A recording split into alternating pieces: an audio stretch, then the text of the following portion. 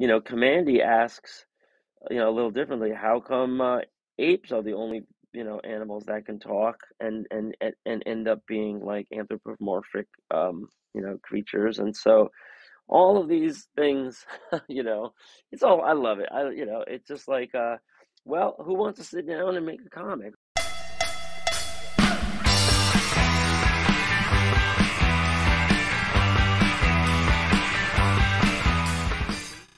Are we supposed to have Yeah. this much fun? Aren't we supposed to be like really, really serious about this? And oh my gosh. But Well, good morning, Jake. We are here at good morning, Chris. 11 a.m. East Coast time, United States of the Americas. And Yeah. this is What's left episode of it? 37. Last episode, I called it episode 35. So gosh, man, we're hauling butts.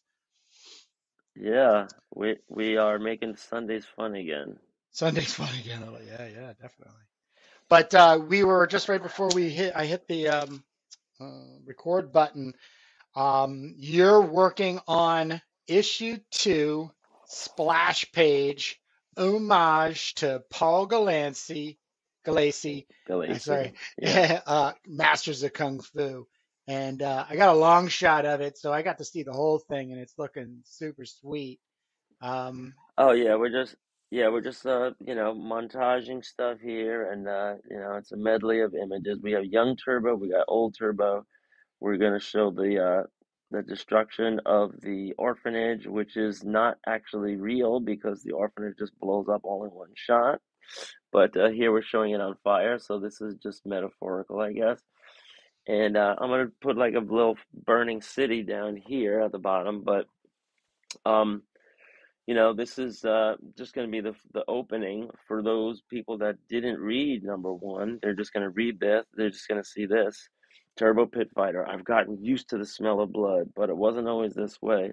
Before the depopulation, before the RM mutiny, before the fall of the Dehubertsons, and yes. we were just talking about, do I like this name? We kind of took some time to try to come up with a meaningful name, and I love the going back to Denny O'Neil.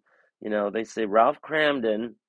He wasn't just named because there's a name Cramden. It was because his apartment was crammed in, and those are all the subliminal things, maybe not even that hidden, that you should do when you're doing names, or at least have like a backstory so that when you one day do the director's cut, you can say why you named it. And they have all this kind of stuff with Star Wars, and why they named it this, why they named that, R2D2, C3PO. Like there's always a story.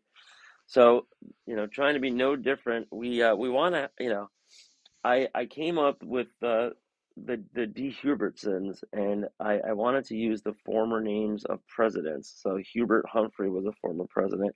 I put the D in there because dehu starts to sound like dehumanize, right? Oh, yeah, yeah, yeah. And then the sons, because Dehubert doesn't really do it. So Dehubert sons. We could do SEN to make it a little, but that's a little more Scandinavian. I don't know. I don't even know if this is going to end up being the name. We can decide anytime until we start inking the letters. Right. But it's about the same length as the word placeholder. So you know, Well, I was eh, just saying, like, how much time, should you be putting into every little element and detail? We were talking last episode. Um, you had a character. We have a character, a lucha libre type that are going to the nationals, and mm, you're doing a design for that character, but character's going to last a page and a half. But I was also saying, like, the more you can put into something to create something of, I guess, a level of memorableness, I think is good. But here we're just talking about a name, which, as I said uh, to you earlier, it's starting to grow on me. So I've been living with it for Yeah, about 3 weeks now, and I'm not like, ugh, Jesus, I'm gonna, right. but I'm not like, dude, that's a cool name, which also means that, you and I could be completely wrong about it, and everybody thinks it's the best name. Yeah, well, it's going to be an important name to the overall story. This is going to be the family that is like bad. They're rich. I guess there's an analog, to the Waltons and the Kochs and all that. Hmm. And but they also become like kind of like the fascist military dictators in this society, and they institute a great depopulation. Um, and and then there's a mutiny of their boots on the ground troops, and then the whole society is plunged into civil war. Um, and so this will be a big element, and then of course our big shock surprise ending, will be that the unbeknownst one is the grandson of the Dehubertsons. And I remember I emailed you all those funny Yeah, names, right? We should look those up too because I dug up some presidential names, and I thought about it for a minute, and I sent it to you. So let's see if I have those here. No, I don't have them here. But we want to have the names of the matriarch, the patriarch, the son, the grandson, and eventually we'll go through some kind of backstory because if this thing is going to last 6 issues at the very least, then we are going to have to explain how the world got this way at some point. And that's going to involve the Dehubertsons if we end up with that name. That's going to involve the right. placeholders. Yeah, uh, but yeah, I was thinking a little bit this week about how I'm just kind of like stuck on these pages, and I'm not really thinking ahead in the way that I kind of was before, like really planning ahead. And I think we need to get back to that, because it's a good story doesn't just happen. Like if you're thinking about like a world, like Harry Potter, Tolkien, whatever, you got to spend like every minute when you're on the line of the, coffee shop or whatever, thinking of all these little details and adding them in and writing them all down in notebooks. This is how it all comes together. Otherwise, you're just cranking out hack stuff, and it's disposable, right? So, the amount of thought that you put into it, I think, makes it a more um, adult and a more interesting read later on, for those people that read the word balloons and don't just look at the pictures. But this will also come into play when the movie is made and the full length animated feature, right, Jared? absolutely. Right. Um, so yeah, so I don't know if I spent too much time thinking of that name, but it's going to be a name that we hear. We also wanted to try and plant some of these other ideas in this little society about how the culture of pit fights rose. We need to kind of go into when that happened and how that happened, and the I guess the acceptance of it. Even among enemies, even among warring factions, there just seems to be this agreed upon thing that pit fights are cool, and everybody, attends them, and everybody bets, and they're really violent, and that's, I mean, it's in the title, so we definitely have to spend some time on that too. Maybe the Dehubertsons, the, in dehumanizing people, are the ones that start instituting that.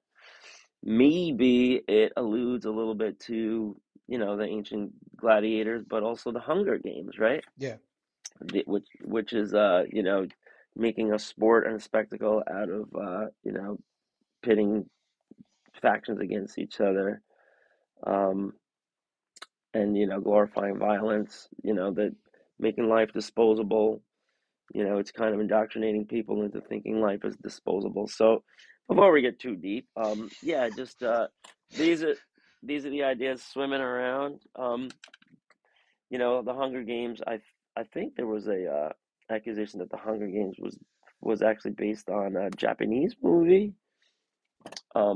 Right? Did you ever see that Japanese movie where it's like an island of teens and they Yes. all have to go? Yeah. Yeah, that was an interesting Yeah. movie. I mean, hmm, I haven't been able to get into any of that.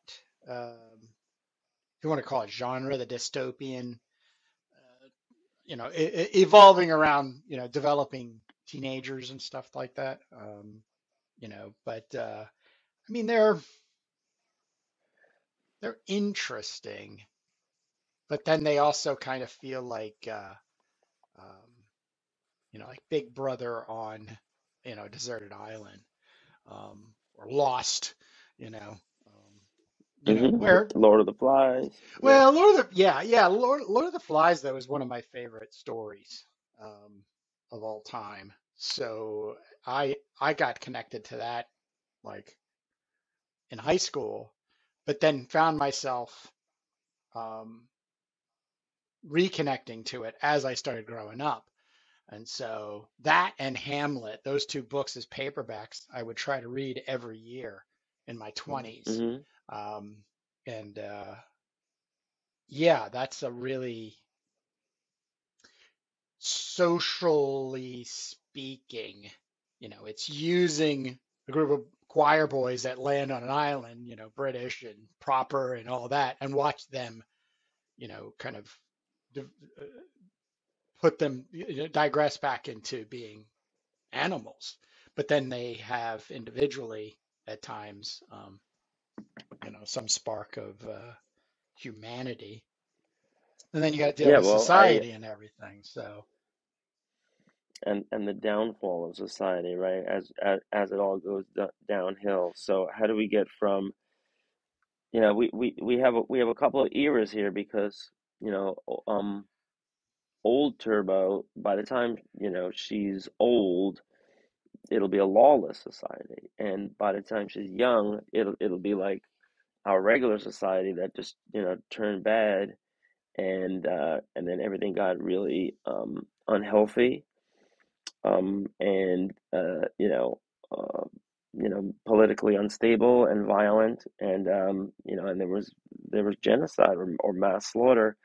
They I'm not sure how they're going to decide who to kill, but they just show up, on page one. They just show up and just start killing everybody in Turbo's house. So, well, one of the things I and they had think, a if I bunch. could just jump in real quick, we're dealing with, post-apocalyptic, um, genre. We're reviewing, Commandy's first 20 issues by Jack Kirby.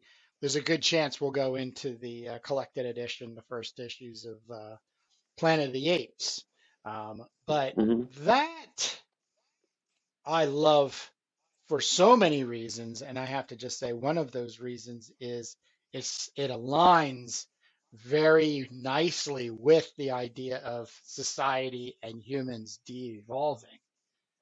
But then there's this disconnect of, when did we become animals, and then when did, let's say chimpanzees, apes, gorillas, and orangutans become, um, civilized? So it's so well done in, like, really, like, whoa, because we live on the opposite of that right now. We have all these animals, that we consider, gorillas and chimpanzees, and we watch them, observe them and everything, but they're, our closest relatives.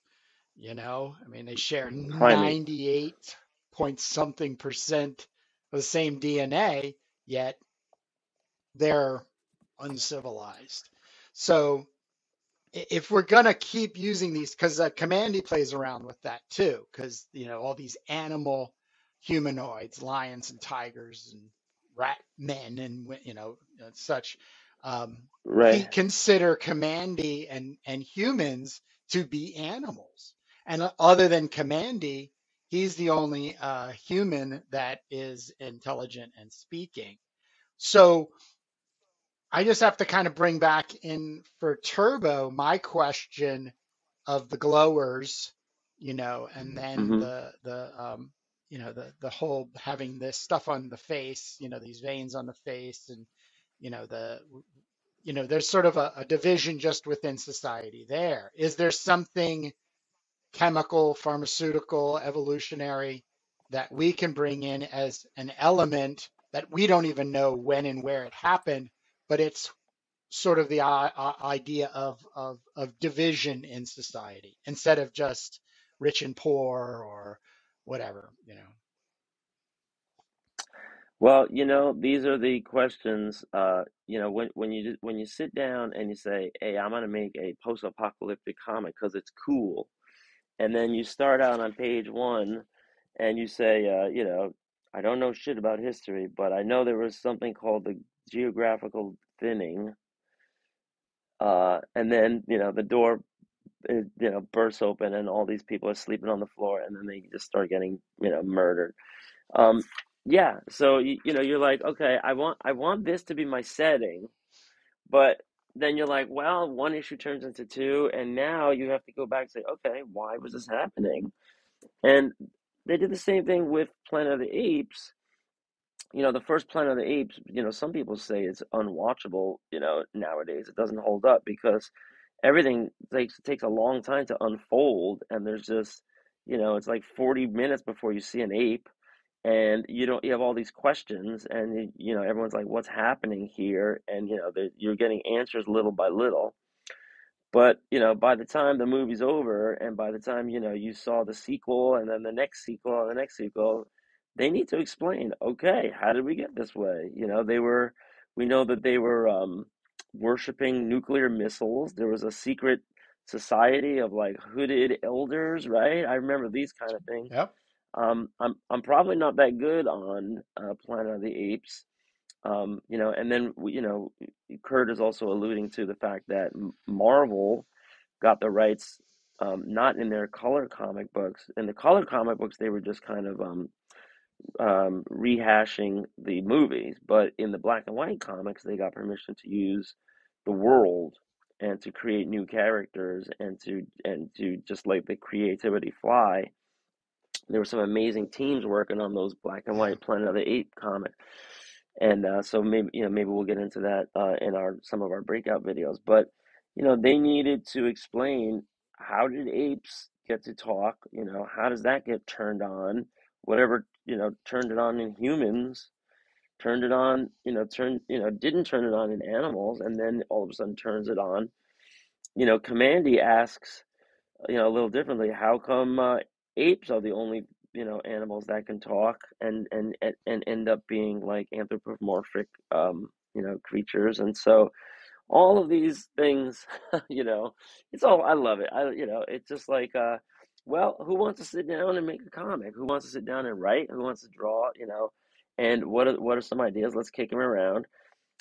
Science fiction needs to be a little bit based in science and theory, and looking ahead to the future, but you don't need to explain everything. We don't have to prove any theorems. We don't have to do experiments here. We're just saying, all right, maybe one day. And so for our world, we are going to have some stuff where we are going to try to use science to explain things like the guns and the radioactivity and the glowers, and the inhabitable climate, and lots of people die.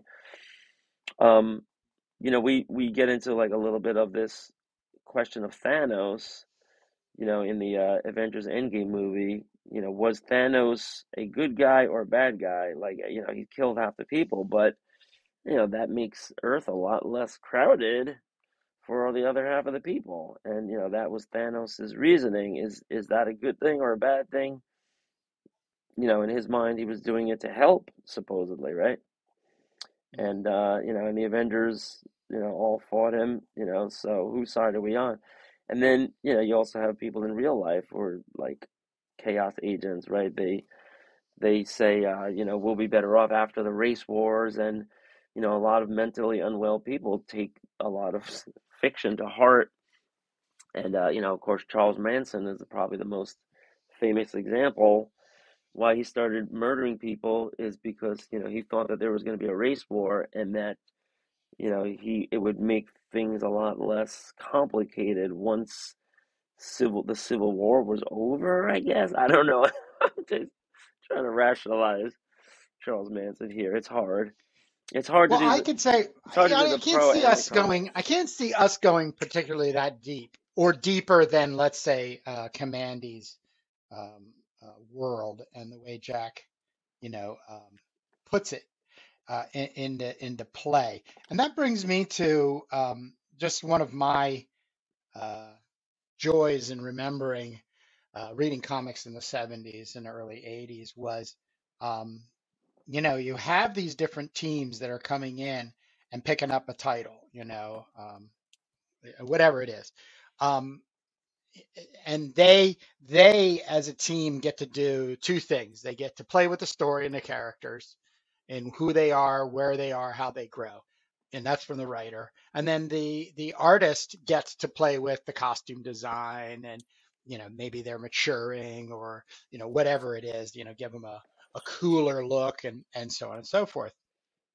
And I can't really think of anything that specific to back this, but I do just remember there being times where there would be a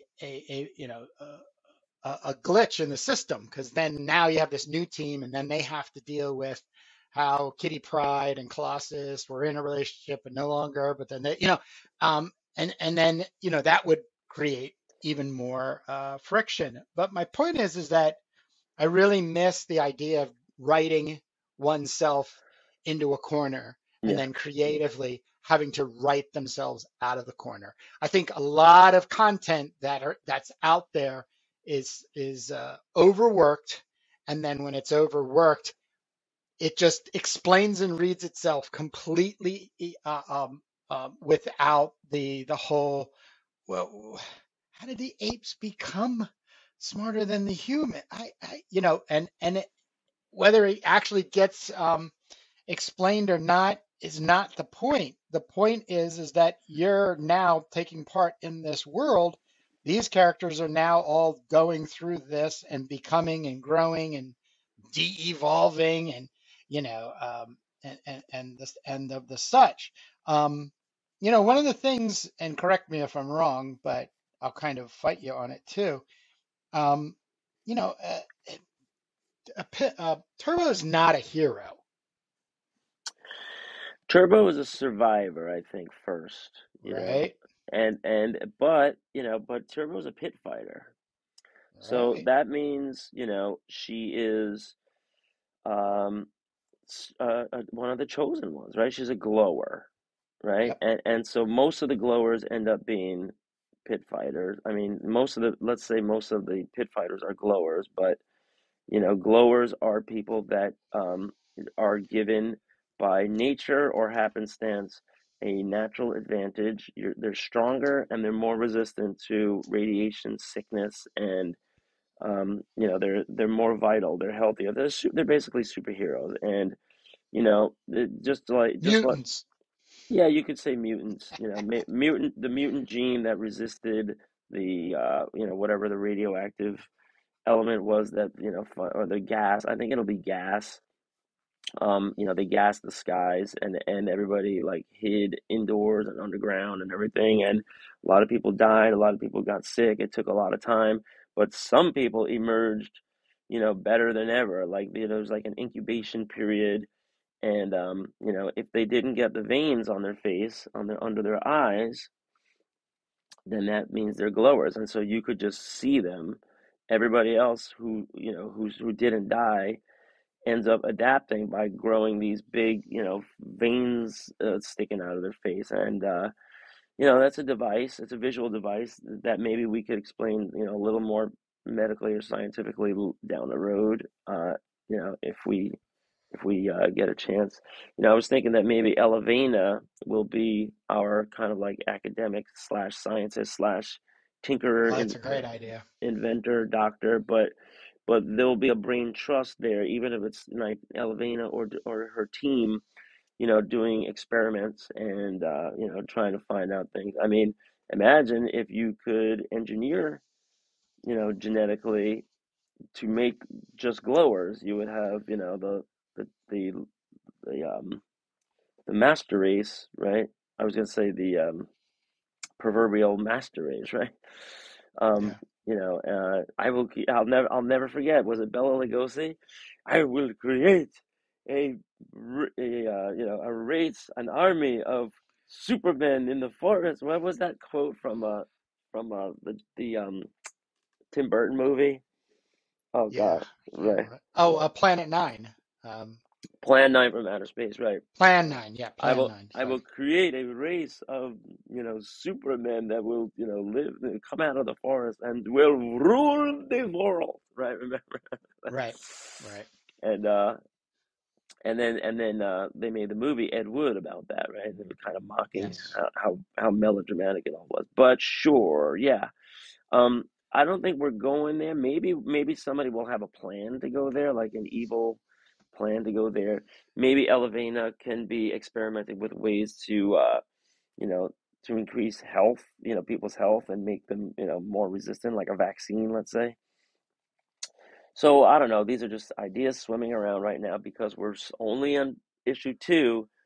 But these are the things that we talk about when we're thinking about, how this whole thing's going to come alive by issue six, and be compiled into our graphic novel Turbo Pit Fighter, and and then we'll see if we survive past that, um, and go on to do it more, or there's always the possibility of just jumping onto other things which are also cool and interesting. But right now, the making of this one, this is what you do. And we say it every episode. We are thinking about this also in the context of the successful Marvel method and the history of Stan Lee, Jack Kirby, and I think we have to start throwing Steve Ditko in there Okay. because he only did Spider-Man and Doctor Strange when Marvel started really getting off the ground in a big way. But it turns out, according to the expanded second edition of Stuff Said, no, this is so interesting. And I only just read like a page, and I'm just like, I close the book and I'm like, wow, because you can see how little the print is and how much information there is. But it turns out Steve Ditko was so important because Jack Kirby was overwhelmed. He was he was doing the entire line, and so far I just read up to March of 1962. They had only gotten, the sequencing of it is Fantastic Four gets off the ground, and they still didn't have any titles. They had Fantastic Four number one, and by the time Jack Kirby was penciling and creating FF 1, 2, 3, 4, 5, 6, 7, they were slowly getting some of these other titles just off the ground for the first time. And it was like February of '62 where Jack Kirby, uh, took over Tales to Astonish 35 and Journey into Mystery 83, which are respectively the first appearances of Ant-Man and Thor. And we don't realize it. Like we think, wow, they created the FF, then they created fucking Doctor Doom and all this stuff, and they're like, no, they were still thinking about insect guys because this harkens back to 1959 when Jack Kirby got some paying work, during this terrible period doing a superhero called the Fly for Archie Comics. And that led to some sketches of the Silver Spider and a character that he would pitch called Spider-Man. But they were doing they were doing these insect characters, and so Ant-Man was going to be this little insect character that was tiny. And then you know Thor was just like, it wasn't meant to be a series. It wasn't meant to be a franchise. It was meant to be, you know, Jack Kirby's daughter was saying, "Oh, my dad was always interested in, mythology, and he had all these books in his library. So he just took Thor and he just stuck it up there as like, oh, Journey into Mystery number 83. Well, in 82 we did Monsters, and in 81 we maybe did like a different story, like a war story or a western. So in 83, let's do a god named Thor. So who knew, that these things would come off the page and turn into so much. But so I'm just in the part where Spider-Man is starting to be put together. And guess what? People don't know. People don't know. Jack Kirby penciled a 5-page story for amazing. First, it was called Amazing Adult Fantasy, but then they called it Amazing Fantasy, and it was rejected. He had a whole different Spider-Man without a hyphen, and he had this whole all different powers. He had a ring that had magic powers, and he had a gun, and he had all this stuff, and it was rejected. Thank God. And they were just like, look, Jack Kirby can't handle all this. Originally Steve Ditko was tapped to ink Jack Kirby's stuff.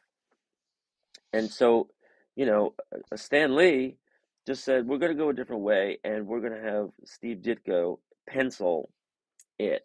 And instead of being um, 3 stories, see, Stan Lee didn't have the time. They published letters of him writing to fans saying that, just me responding to this letter right now is taking away time where I could be, on my typewriter doing a story, doing a script, because I'm the bottleneck in our production at this point. And they're saying all this stuff. So so in order for Stan Lee not to have to come up with 3 5-page concepts for Amazing Fantasy, which was due out because they had this rotation of bi-monthly titles. um he said, well, let's just use one character and we'll make it go longer because that'll save some time of having to think of 3 separate concepts. And so we'll make the Spider-Man, like, instead of a 3 8-page stories, let's just make it like, dedicate, some space to it. And it wasn't necessarily supposed to even be the whole comic, right? But Ditko reworked it, and he came up with, the web costume and the web shooters and the radioactive spider and all that. Him and Stan came up with that. So, history is about to change, but Steve Ditko was like the release valve because, Jack was penciling comics faster than Stan Lee could write them, and they needed help. And so, Ditko had been a great artist for all of these monster stories and all these like horror stories and suspense stories. So they put him on this superhero idea. And they were thinking of insect characters like Hank Pym and and whatever that fly thing was, from 1959, and that's how Spider-Man came about. So we're still not, I think the very next one is going to be the Hulk, and I haven't read up on that yet, but there was an order to this, and it was amazing just to hear this recounted in this great book. So everybody has their side of the story, and there's Stan Lee's side, and Jack Kirby's side, and then there's Ditko's side, and all these other witnesses, um, who were there at the time, and and they all spoke to reporters and interviewers like all the way up to the 80s and 90s and 2000s. So just a very rich history, and what we can take from in our work here is to realize it isn't just one person doing this; it's a team. Things, you throwing ideas around. Um, Ditko, was very clear that he's the co-creator of Spider-Man, but that there were also contributions from Jack Kirby. And if you want to see something cool, you want to see an awesome picture, which I never ever saw before. I'm going to show this real close. This, of course, is the very famous cover of Amazing Fantasy 15, the first time the world saw Spider-Man, right? It was a Jack Kirby cover, even though Steve Ditko did the entire insides. Why? Stan Lee did not like Steve Ditko's cover, and here it is. Hmm. And I love this cover, Yeah. but but there's actually a simplicity to Jack Kirby's version, right? He simplifies it. Like Ditko made things bigger and it was a little more confusing the way some of the arms and legs are like, pointing in all different directions. And Kirby made it so you can get a really good look at Spider-Man. Yeah, it's all about Spider-Man, that cover. So these, and Stan Lee was a stickler. I know this goes, later on because, beggars can't be choosers. When they were getting all this stuff off the ground, they had these timelines. But later on, they said Stan Lee was a stickler, and he would have covers redone sometimes two, three, four times to just get the cover that he wanted because marketing research showed that 75% of the decision to buy a comic was all based on the cover, which probably still true this day, especially if the guy in this comic store doesn't let the kid flip through the inside. Hey, you're gonna buy that? So, such interesting This ain't a stuff, library. right? Such interesting stuff. But it wasn't always this way. Yeah, so I have was it always, but it wasn't always this way. It might get lost up here, so I'm gonna say it again. It wasn't always this way. I'm just gonna restate it, and here I'm just gonna have a little blurb where Turbo's gonna talk about um, how life was more normal before all this happened. It wasn't always this way. I know I'm saying this again. It wasn't always like this. And I'm afraid of making this whole thing a big paragraph. That's going to be too much reading. So I'm going to put some more flames in here as cities burn and prevent myself from putting too much verbiage in. So when people ask the question, what comes first, the words or the pictures? It's the pictures. I'm just going to measure a certain amount of space here. And I have my notes. Before the RM unit, so I stuck this like more up here. And it wasn't always like this. I want to say down here that I showed up at the orphanage, hands shivering.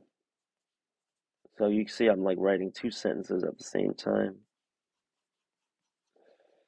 at the and so the the spacing, all this stuff is all just temporary.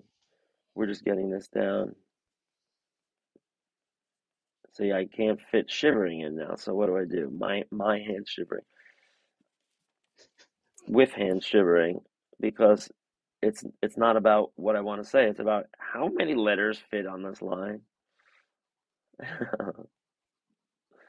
Shivering, covered in blood, and and I also have to be mindful when we get to the checkpoint what we say there because there's actually a lot of verbiage here and we need to transition into that. Look how much verbiage there is here, and I put it in boxes. Here I'm not putting it in boxes because it's just like laying into the montage. It's integrating. The letters are integrating into the montage. Um, so the first thing it says is the RM foot soldiers had just taken over Salinas checkpoint. So that's my first sentence for page 2. What is my last sentence from page 1 going to be?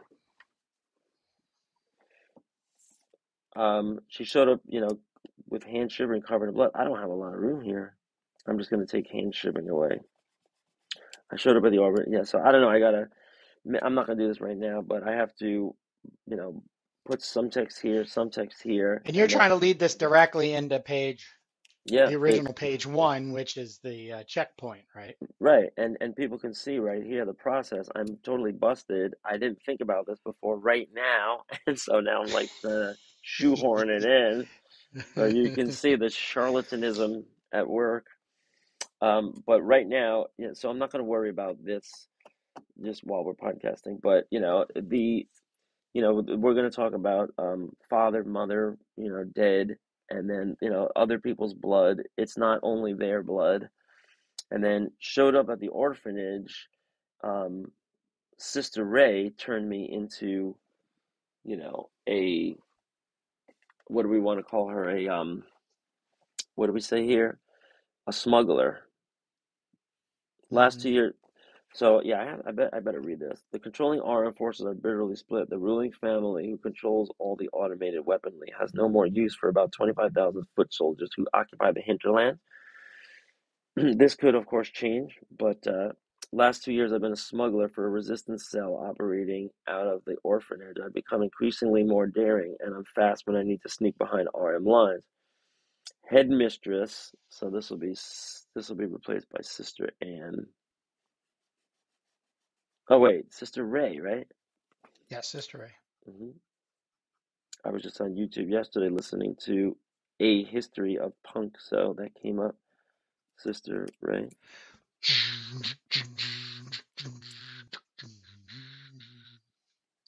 Sister Ray sends me on the most important runs. I can pass for a boy, and she says I'm the bravest kid in the resistance. The truth is, I was willing to do anything because I didn't care what happened to me. I was numb inside, and then yeah. So then we still have this narration going on, but to get from here to there, um, I'm going to have to say, yeah, about this is about being turned into a smuggler, being changed from a shivering kid, but I would become a smuggler. I showed up at the orphanage covered in blood and shivering, but and here I want to say it wasn't always like this. I had a mother and father. I had a normal. I had a family. And this is the RM come in and take her parents out, and this is all in the process of society collapsing, correct? Yeah, well, right there on page one of issue one, which you inked a Yeah, long time ago, yeah, they kick down the door and they just blow the dead yeah, away. right. So that But that timing is one where um, you know there's a huge shift in society. The RN have mutinized from now the the mutiny, Dehubertsons.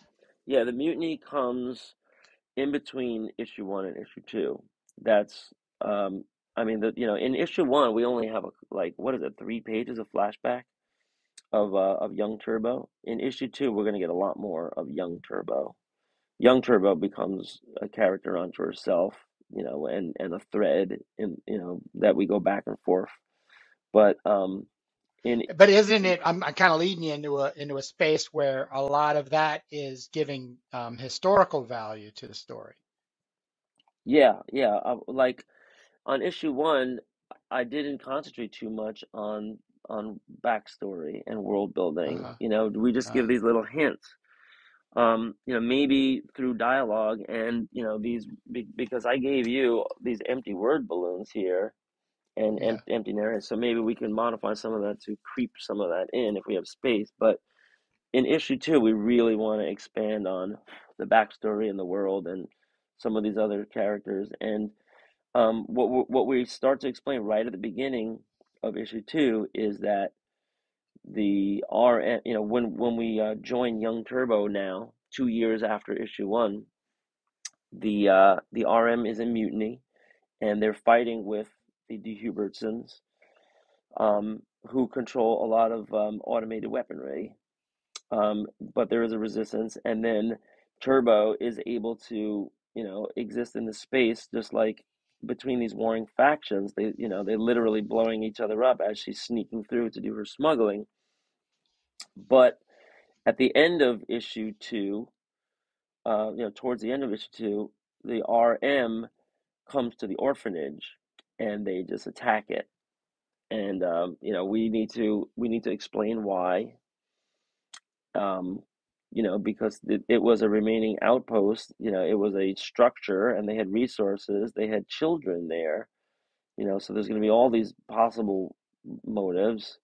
We're also going to have this like this one guy, in charge of this division, that leads the attack, that gets his head blown off. But yeah, all of these things will make themselves evident, hopefully, and Well, if they have to, if not, because yeah, if not, we have to make them more clear why things are happening. I mean, what we could. last night I was Go watching ahead. The House of the Dragon, and Uh-huh. my daughter and her boyfriend are way ahead of us watching this, and so at the end we have some questions, right? Why did this happen? Why did that happen? And when you're watching something and you end up with questions, it's not explained well enough, and sometimes things are too clear and they hit you over the head, but sometimes they're not clear enough. So we're straddling that line to try to make things as clear as possible and carry the story through all these twists and turns. There's a lot of complicated stuff going on already. So, you have a civil war, you have, the downfall of civilization and civilized society, and you have all of this technology, and then you have these, kind of health hazards that are also, playing a factor on, society. So, there's that element of, people are getting killed by other people, and then people are also getting killed by the spread of poison. And that's making for a post-apocalyptic landscape where there's less people around, more, dead space, more wastelands and stuff. And resources are harder to come by, just like any good, post-apocalyptic storyline. So, Cool, because that's 45 minutes in. oh, we're We like there. to keep these. Yeah, man. No, this was talk about this. The title of this, or subtitle of this episode is going to be World Building Part 3. And just so everybody, if you're just coming in, Jake and I are making a comic book our way. Every Sunday we get together, 1 hour, um, and peck away at this book. Both of us have lives outside. We're older. We don't have the freedom of youth anymore, other than the internalized freedom of youth that we're re-exploring. But this is episode 37, so there's 36 other episodes. Two of them are action-packed with world-building elements, but we're figuring this out.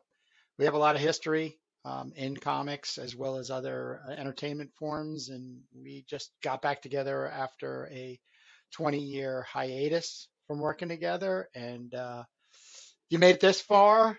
Thank you very much. We're calling you a turbo knot, and we're Yep. actually ending this episode to jump into a breakout video, which will be episode 12, issue 12, episode 12 of The Commandy Last Boy on Earth by Jack Kirby, where we're exploring another Post-apocalyptic post-apocalyptic comic landscape. book. So, Yep. if you're making a comic or you want to make a comic or you just are totally into what we're doing, leave a comment below.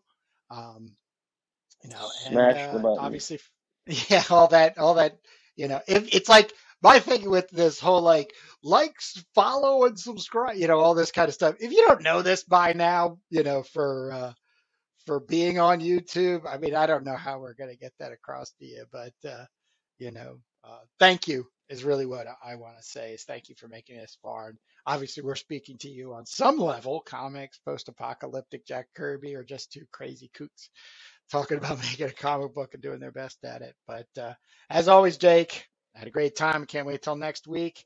Do you have anything else? No, let's just jump out to our breakout sessions, and these are going to be online a lot sooner than our making of Yes. stuff. But Yes. check Yes. out, we have these two different streams or channels, and tune in next time. If you're binge watching, just let it autoplay. Absolutely. All Peace. right. I'll see you in a couple minutes, Jake. All right, man. Beep, beep.